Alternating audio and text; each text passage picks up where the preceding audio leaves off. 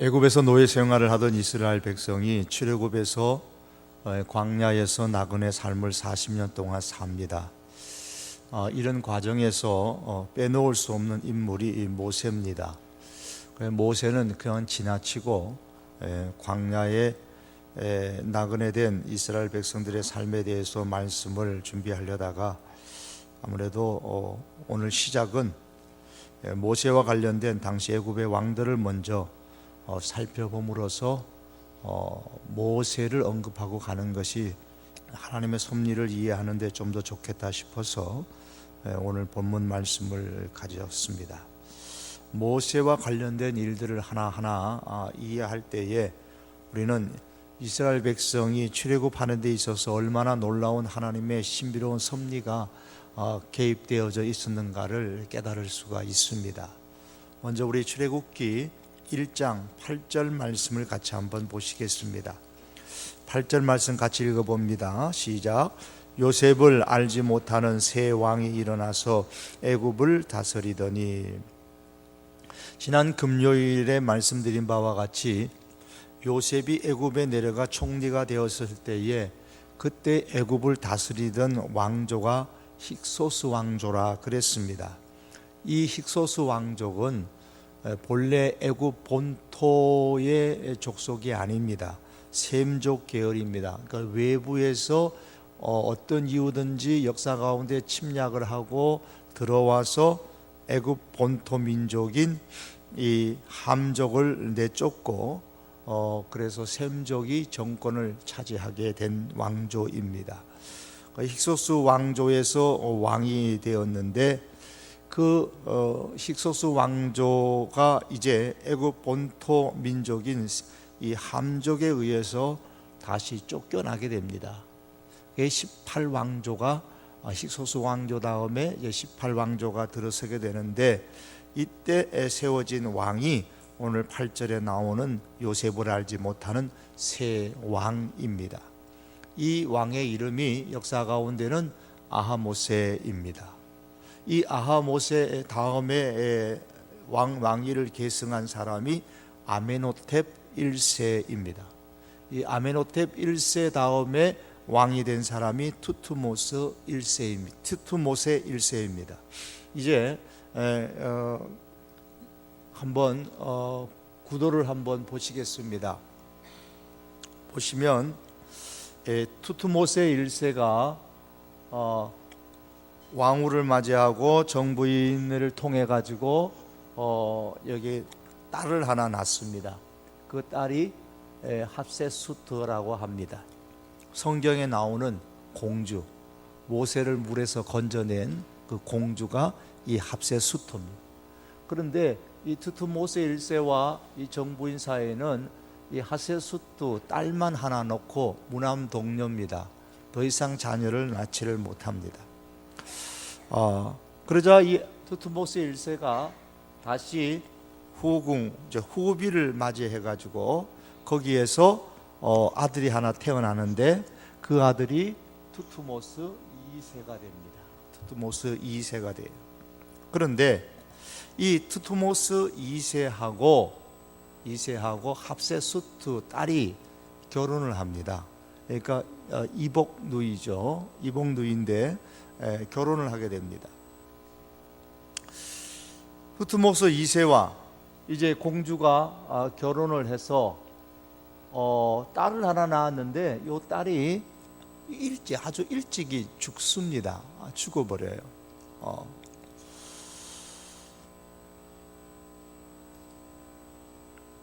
그리고 이제 더 이상 이 합세수트와 투투모세 2세 사이에 딸이 죽고 난 다음에 더 이상 자녀가 없어요. 그래서 다시 투투모세 2세가 궁녀를 통해서 아들을 하나 낳습니다. 그 아들의 이름이 투투모스 3세가 됩니다. 투투모스 3세예요. 자, 이렇게 투투모스 1세를 이어서 요 하세수트 공주와 투투모스 2세가 결혼을 해서 여기서 투투모스 2세가 이제 왕이 되는 거죠. 왕이 되고 합세수트는 왕후가 되죠.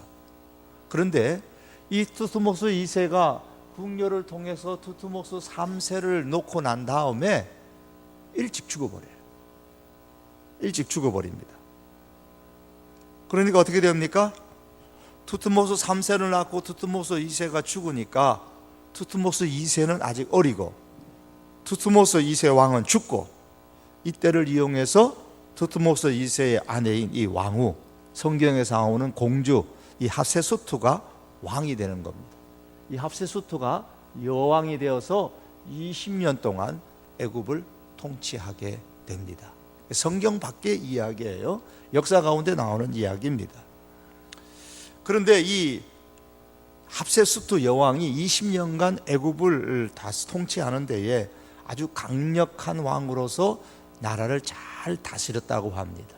그래서 그 후에 이 hat세수트 여왕의 공덕비가 세워져 있는데 지금도 신의 아내라라는 그런 기록으로 공덕비가 남아 있다고 합니다. 그리고 이 모세가 후에 광야로 이제 도망갔죠. 도망간 이후에 4년쯤 더 있다가 이 hat세수트 여왕이 이 공주가 죽었다, 그렇게 역사가들은 말합니다. 그런데 hat세수트 이 여왕은 자기 남편이 궁녀를 통해서 낳았던 이 투트모스 3세를 탐탁치 않게 여겼습니다. 별로 좋아하지는 않았어요. 그래서 자신이 물에서 건져내었던 그 모세를 자기의 양자로 삼았습니다. 양아들로 삼았습니다. 자, 이렇게 해서 모세와 투트모스 3세는 비슷한 나이로 서로 경쟁자가 되면서 궁궐에서 성장하게 됩니다. 그런데 우리가 아는 대로 모세가 애굽에서 도망가게 되죠. 아마도 투트모스 3세가 모세가 애굽의 군사를 죽이고 이 히브리 백성을 살린 것을 부각시켜서 모세의 혈통과 모세의 사상을 문제 삼았을 것으로 추측이 됩니다. 왜냐하면 바로 18왕조 바로 앞에가 어느 왕조라고요? 힉소스 왕조, 셈족 계통이잖아요. 모세가 어느 계통이에요? 셈족 계통이란 말이에요.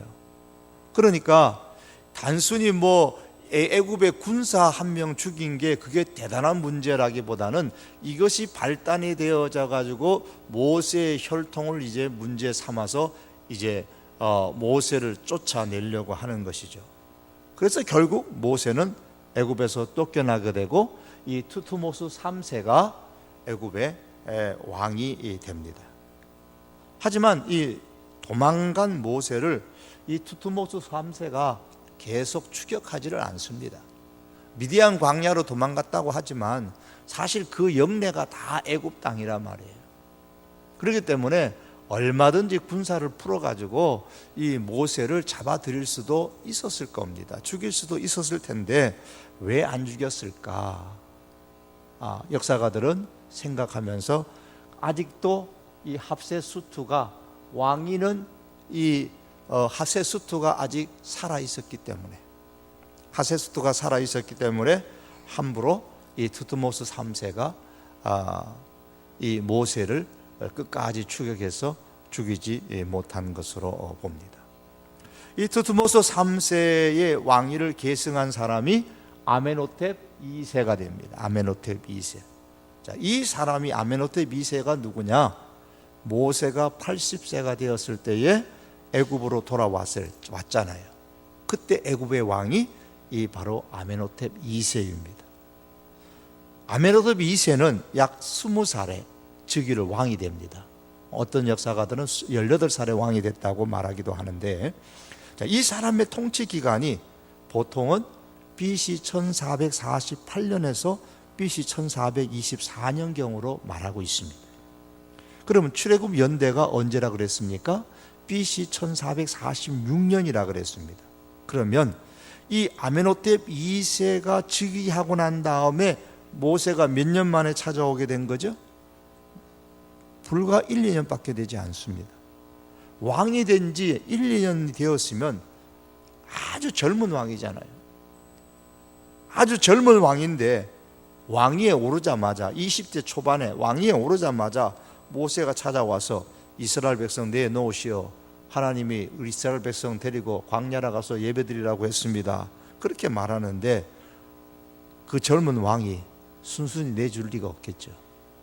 이제 뭔가 할 수 있는 그 혈기왕성한 왕이 내주겠습니까? 안 내주죠. 그래서 모세와 대결하다가 결국은 이스라엘 민족의 출애굽을 허락할 수밖에 없는 상황이 되고 말죠. 네.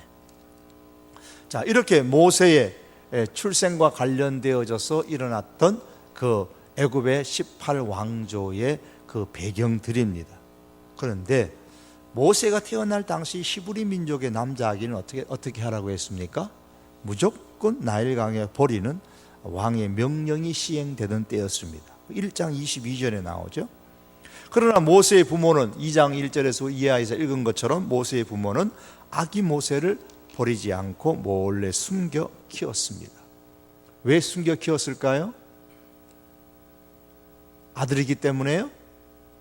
아니죠. 사도행전 7장 20절에 보면 그때에 모세가 낳는데 하나님 보시기에 아름다운지라 그의 아버지 집에서 석 달 동안 길렀더니 그랬습니다.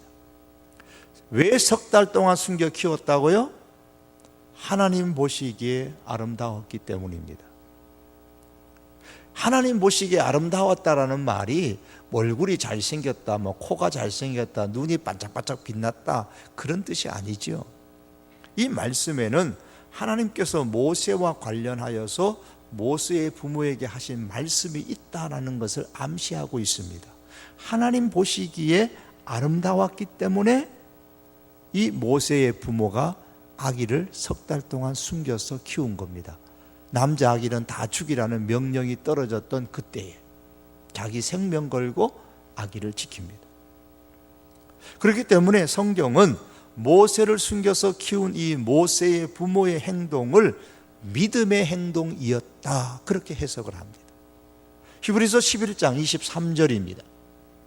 그 말씀에 보면 믿음으로 모세가 났을 때에 제가 여기에 분명히 이 히브리서 11장 23절 말씀을 띄워드릴 수가 있어요. 그런데 안 띄워드리는 이유가 뭐겠어요? 요즘은 워낙 교회가 친절해가지고 가만 계셔도 다 찾아서 다 해줘요. 그걸 제가 좀 잘 안 합니다. 찾아보시라고요. 히브리서 11장 23절입니다. 믿음으로 모세가 났을 때에 그 부모가 아름다운 아이임을 보고 석 달을 숨겨 왕의 명령을 무서워하지 아니하였으며 그랬습니다. 부모가 아름다운 아이 있다는 것은 아까 사도행전에서 봤습니다. 왜 아름답게 봤어요? 하나님께서 보시기에 아름다웠던 거죠. 그런데 모세의 부모는 애굽 왕의 명령을 무서워하지 않고 믿음으로 모세를 그 부모가 석 달을 숨겨 키웠다 그랬습니다. 그리고 그런 일을 볼 때에 모세의 부모의 행동을 믿음의 행동이다. 석 달 동안 모세를 숨겼던 그 행동을 믿음의 행동이었다라고 그렇게 말씀합니다. 그리고 이제 석 달 이후에 역청과 나무지를 칠한 갈대 상자를 만들어 가지고 여기에다가 모세를 넣고 나일강과 갈대 사이에 두었습니다. 자, 이게 이제 출애굽기 오늘 읽으신 2장 3절과 5절이에요. 갈대 상자를 가져다가 역청과 나무진을 칠하고 아이를 거기에 담아 나일강과 갈대 사이에 두고 그가 바로의 딸이 갈대 사이에 상자를 보고 5절에 가면 시녀를 보내어 가져갔다 그랬습니다. 여러분, 모세를 석 달 동안 숨겨 키웠으면 그까지 숨겨 키울 것이지 왜 3개월이 지난 다음에 나일강가에 버렸어요? 사실 이거 버리는 행동이잖아요. 나일강가에 버리는 행동이잖아요. 왜 그렇게 석 달을 키워놓고 석 달 후에는 왜 버렸을까요? 여기서 우리가 생각할 게 있습니다. 모세의 부모가 사용했던 갈대 상자를 영어로 쓰면 ARK라고 그래서 아크라고 말합니다. 아크. 그런데 성경에 보면 하나님께서 명령하여서 만들었던 이스라엘 백성들이 시내산에 있을 때 명령을 받아서 만들었던 성막, 그 성막이 아크입니다. 아크.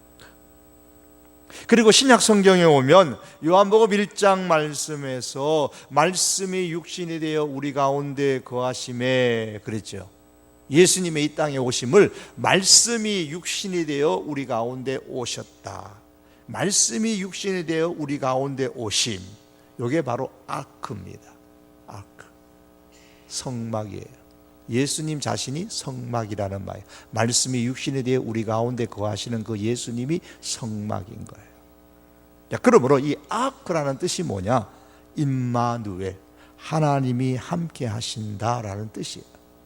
성막은 하나님이 함께 하시는 곳, 말씀이 육신에 의해 우리 가운데 거하시는 그 예수님은 하나님이 함께 하시는 임마누엘 되시고, 그리고 모세를 넣어서 나일 강가에 두었던 그 갈대 상자가 바로 아크, 하나님이 함께 하신다. 모세의 부모가 만든 상자는 하나님께서 함께 하심을 나타내는 상자입니다. 모세의 부모는 자기 생각에 상황이 모세를 더 키울 수 없기 때문에 아기가 한 3개월 커서 앵앵 우는 목소리가 점점 커지고 발각되면 자기들이 죽을지도 모르는 그런 상황이기 때문에 모세를 바로의 명령이 무서워가지고 나일강에 버린 것이 아니다라는 겁니다. 부모의 집에서 석 달 동안 모세와 함께 하셔서 지켜주셨던 하나님께서 이제 상황이 변함에 따라서, 즉 아이의 울음소리가 점점 커지잖아요. 그 상황을 무시하지 아니하시고 하나님께서 이제 새로운 방법으로 모세를 보호하시기로 하신 겁니다. 따라서 성경에 기록되지는 않았지만 저는 말씀을 보면서 모세의 부모가 갈대 상자를 만들어서 거기에 역청과 나무지를 칠하고 아기를 거기에 담아 나일강과 갈대 사이에 둔 것은 아마도 하나님의 말씀, 하나님의 명령에 의한 것이었다라고 그렇게 우리 짐작을 할 수가 있습니다. 이게 바로 갈대 상자가 우리에게 주는 내용입니다.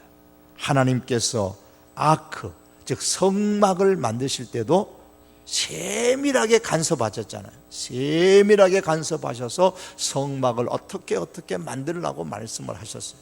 그것처럼 이 모세의 부모가 모세를 넣을 갈대 상자를 만들 때도 하나님께서 세밀하게 간섭하셨던 것으로 봅니다. 그게 아크입니다.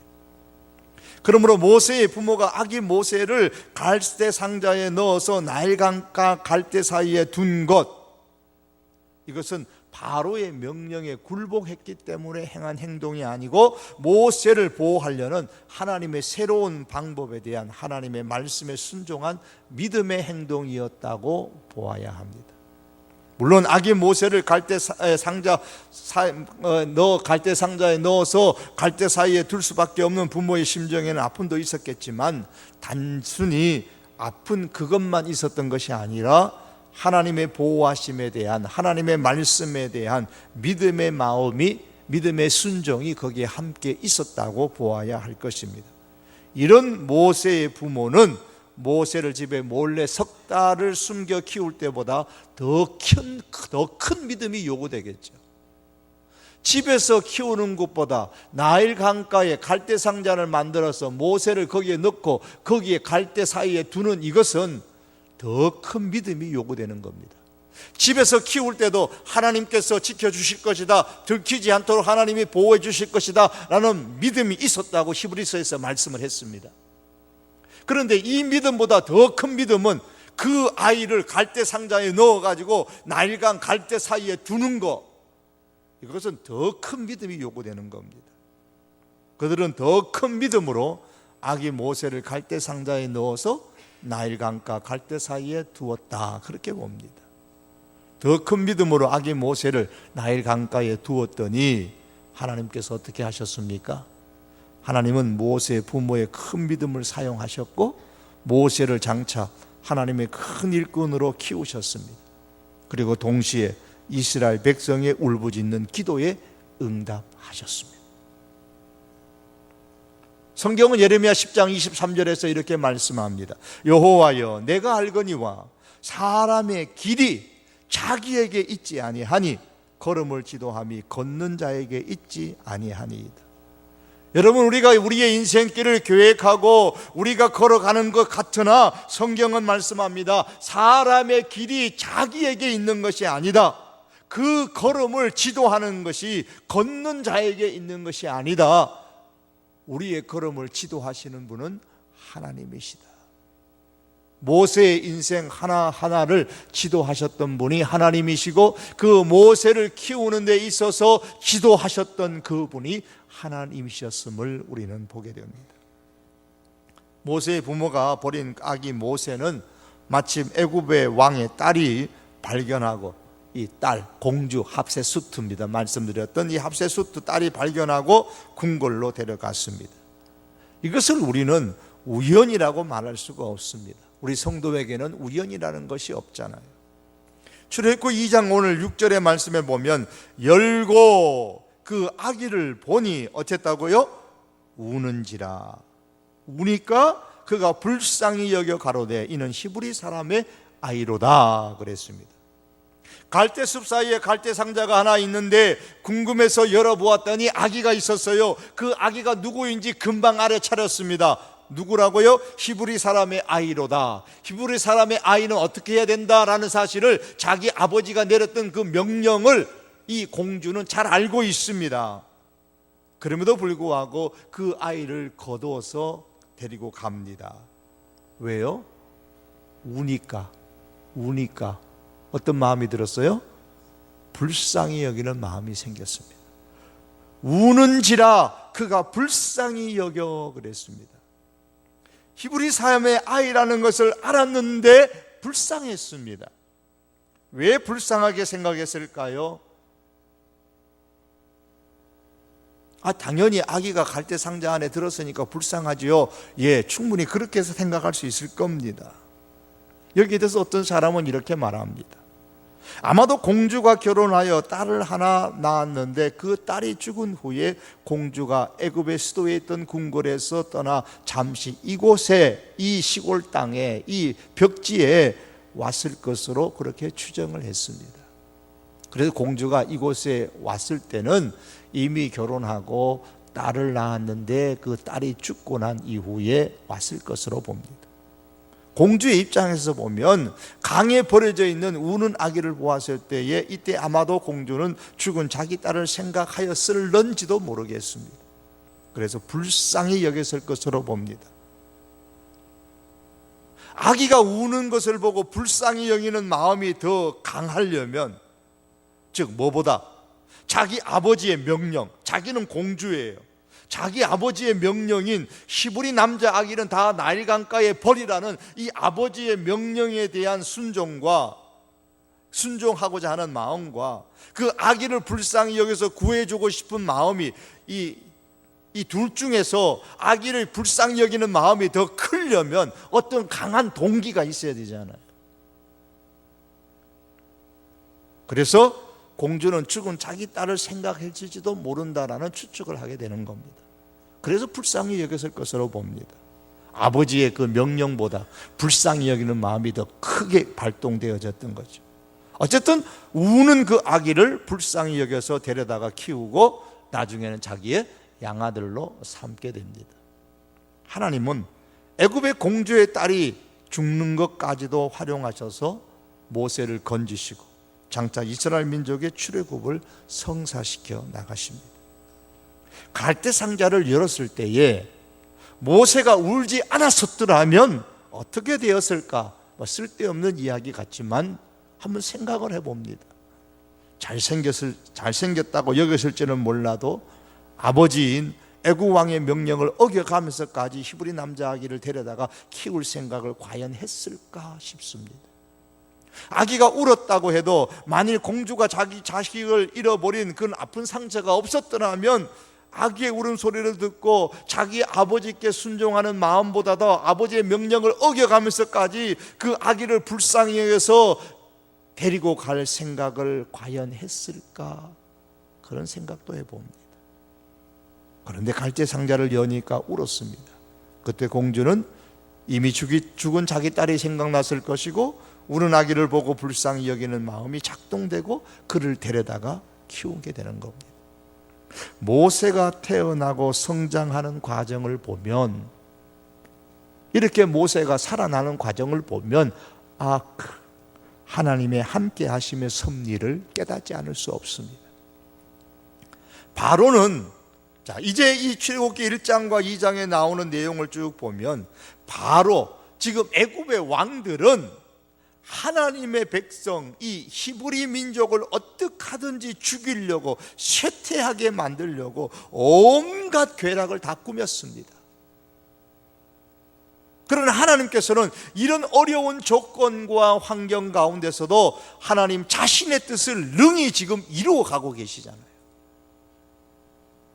이스라엘 백성을 이제 애굽에서 구원하려는 이 하나님의 계획을 지금 하나님은, 바로가 무슨 행동을 하더라도 하나님은 하나님의 계획대로 지금 이끌어 가시는 거예요. 심지어 바로의 그 행동 하나하나까지, 그 계략 하나하나까지 하나님은 지혜롭게 다 사용하셔서 지금 그렇게 모세라는 한 인물을 만들어가고 계시잖아요.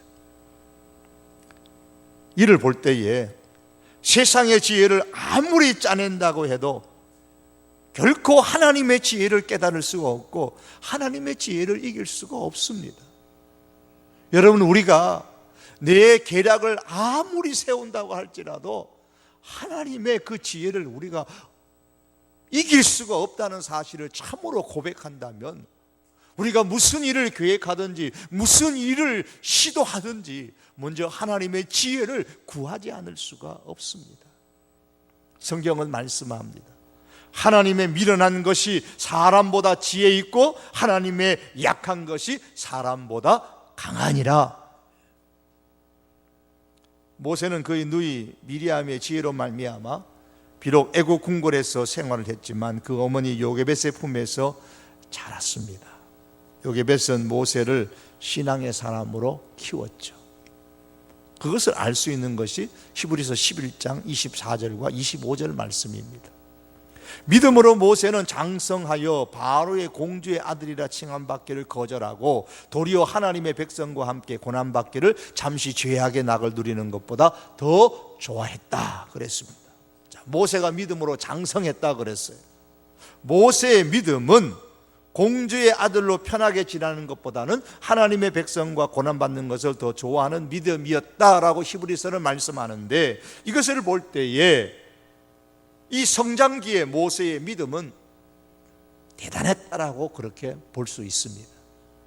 그런 믿음이 과연 어디서 생겼을까요? 궁궐 밖에서 히브리 사람들 틈에서 믿음을 배웠을 리는 없을 것이고, 바로의 궁궐에서 믿음을 심겨줄 사람은 그의 친어머니 요게벳밖에 없습니다.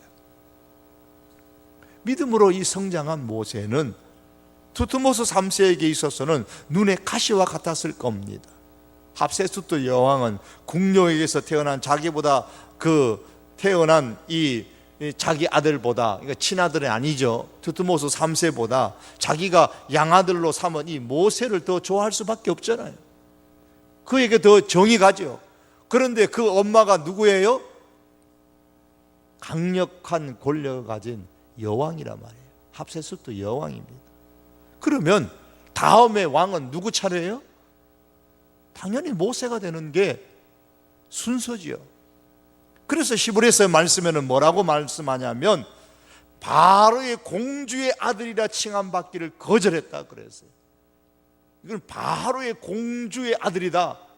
이건 대단한 거예요. 다음에 왕권을 가질 수 있는 그 철호의 기회인 겁니다. 그래서 성경은 히브리서에서 이 모세의 믿음에 대해서 말하면서 애굽의 그 보화보다도 하나님의 사람으로 사는 것을 더 사모했다고 말씀합니다. 따라서 합세스토 여왕의 뒤를 이어 애굽의 왕이 될 가능성이 자기보다 모세에게 더 많다는 것을 이 두트모스 3세가 압니다. 그렇기 때문에 모세가 사라져야만 자신이 왕이 될 수 있다는 생각을 늘 하면서 그렇게 성장했을 겁니다. 그러다가 기회가 생긴 것이죠. 모세가 히브리 사람을 옹호하려다가 결국은 애굽의 군인을 죽이게 되자 두트모스 3세는 이를 기회로 삼아서 이제 혈통의 문제를 거머쥐고 모세를 내치려고 했고 모세는 도망갈 수밖에 없었습니다.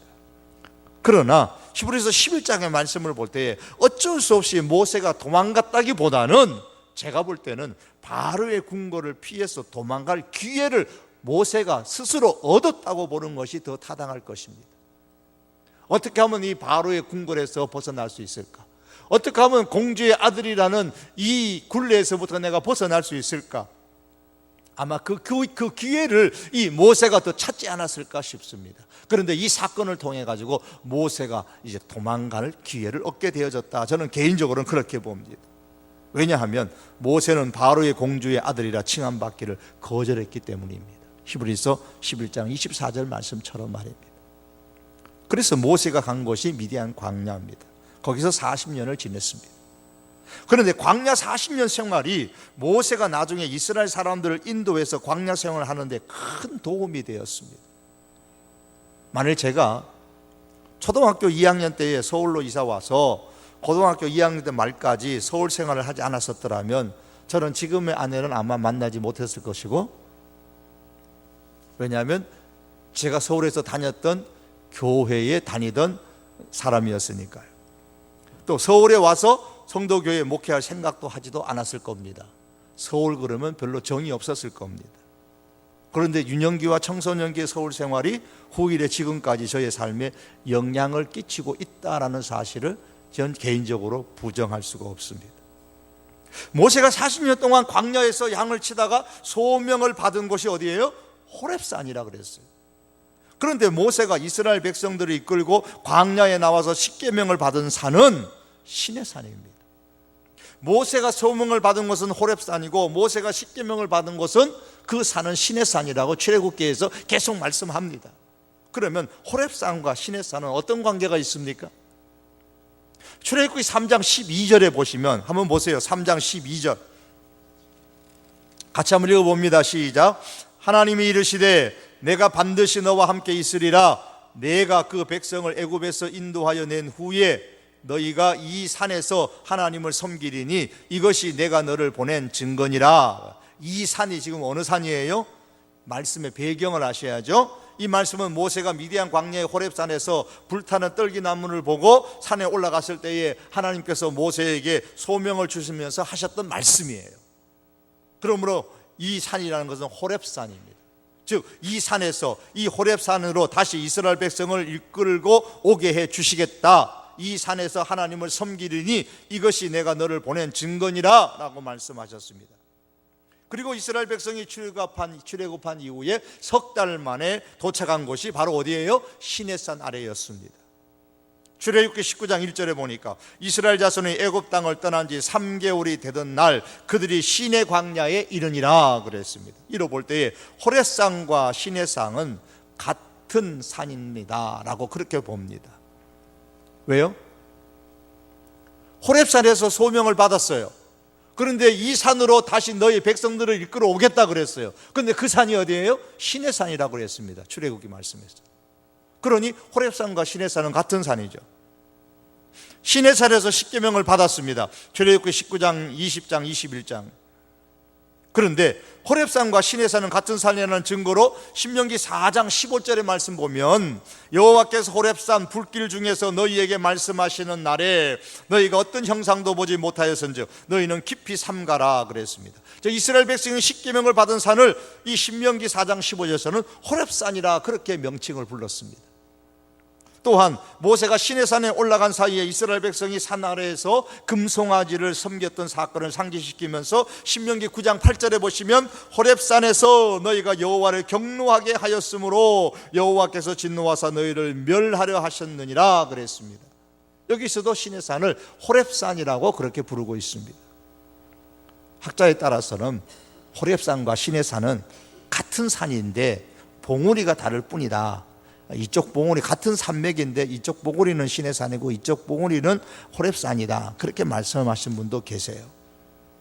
설악산이 대청봉도 있고 가리봉도 있고 칠형제봉도 있는 것처럼 같은 산맥인데 봉우리가 다르다 이렇게 말씀하는 분도 계시고, 또 어떤 분은 호렙산은 이 넓은 의미에서 이 산맥 다가 호렙산인데 그 중에서 가장 높은 봉우리 하나가 바로 시내산이다, 그렇게 말씀하시는 분도 있습니다. 이거든 저거든 어떤 경우든 간에 호렙산과 시내산은 같은 지역에 존재하는 산인데, 제가 볼 때는 시내산과 호렙산은 같은 산이다, 그렇게 봅니다. 한국의 모 한의사가 사우디아라비아에서 시내산을 찾았다 그렇게 주장하면서 책을 썼는데, 그 책을 두란노 서원에서, 두란노 출판소에서 이름 있는 꽤나 괜찮은 출판사에서 출판을 해가지고 그런지 모르지만은 한국 우리 교인들이 굉장히 많이 읽었던 것으로 기억이 납니다. 저도 그 책을 읽어봤는데요. 그러면서 현재 지금의 시내산은 그건 진짜 시내산이 아니고, 진짜 시내산은 저 아라비아 저쪽에 있다 그러면서 얘기를 합니다. 그 사람의 소설이고요.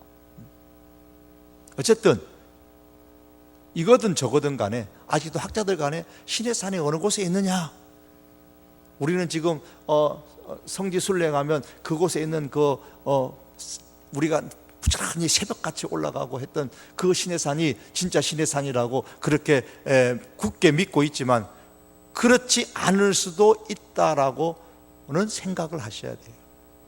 왜냐하면 워낙 이 시내산에 대해서 이것이 시내산이다 저것이 시내산이라고 말하는 사람들이, 학자들이 워낙 많기 때문입니다. 그래서 누군가 얘기했습니다. 시내산을 연구하는 학자들 숫자만큼이나 시내산이 여기 있다 저기 있다고 말한다, 이렇게 말합니다. 어쨌든 하나님의 계획에는 실수가 없으십니다. 하나님은 모세를 바로의 궁궐에서 나오게 하셔서 장차 이스라엘 백성을 인도할 광야로 이끌어 가셨습니다.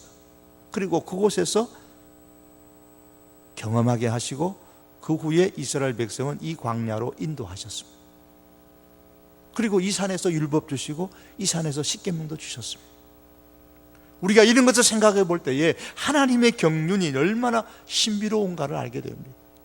인간적으로 생각하면 모세는 이 미디안 광야에 40년 동안 도망 다녔던 이 40년의 생활을 허무하게 세월만 낭비했다고 그렇게 말할 수 있겠지만, 그러나 결코 그렇지 않습니다. 하나님께서 이스라엘 백성을 이끌어 나오도록 모세 자신도 알지 못하게 미리 여기 보내셔가지고 이 자리를, 이 광야를 익히게 만들고 이 광야의 기후를 또 익히게 만드시고, 이렇게 한 사실들을 우리는 보게 됩니다. 우리 하나님은, 이런 하나님은 말씀을 보면서 여호와 이레의 하나님이시구나, 미리 준비하신 하나님이시구나, 미리 준비하신 하나님의 섭리가 이 가운데 있구나라는 것을 우리가 발견하게 됩니다. 우리 개인의 역사도 마찬가지입니다. 우리 개인의 역사도 우리는 잘 모르지만 하나님께서 미리 아시고 미리 준비하신 그런 일들을 우리는 뒤늦게서 살고 난 다음에 깨닫게 되는 일들이 얼마나 많은지 모릅니다. 참으로 모세뿐만이 아니라 우리의 모두의 삶도 다 여호와 이레의 하나님께서 미리 먼저 가셔서 준비하시는 섭리 가운데서 이루어지는 줄로 믿습니다. 그래서 성경은 이렇게 말씀합니다. 그는, 하나님은 너희보다 먼저 그 길을 가시며 장막 칠 곳을 찾으시고 밤에는 불로 낮에는 구름으로 너희가 갈 길을 지시하신 자이시니라.